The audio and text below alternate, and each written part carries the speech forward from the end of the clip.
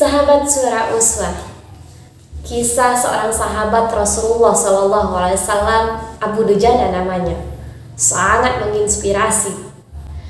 Kisah Abu Dujana ini sampai membuat Rasulullah SAW meneteskan air mata.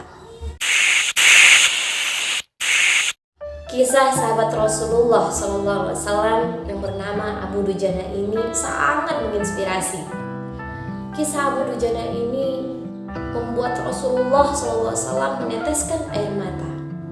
Pasalnya pada suatu ketika sholat subuh berjamaah, Abu Dujana ini setiap selesai sholat salam ia langsung pergi tanpa menunggu wirid dulu, tanpa menunggu Rasulullah berdoa dulu.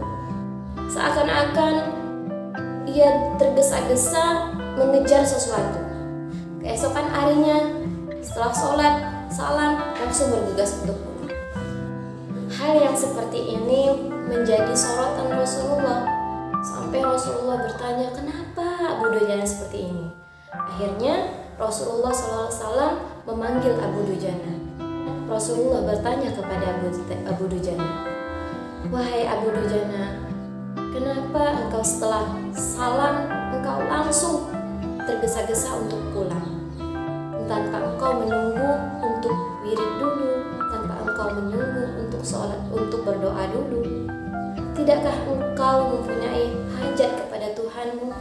Akhirnya dengan pelan Abu Dujana menjelaskan kepada Rasulullah, wahai Rasulullah, mohon maaf ya Rasulullah, di samping rumah kami ada pohon kurma milik tetangga yang sedang berbuah lebat. Malam hari buah kurma berjatuhan karena tertiup angin dan masuk ke dalam rumah kami. Setelah sholat subuh, aku bergegas pulang karena ingin segera mengambil buah-buah kurma yang jatuh di rumah kami, karena di rumah kami tak ada sedikit makanan, sehingga saya khawatir ketika anak saya bangun ia memakan kurma yang bukan hak miliknya.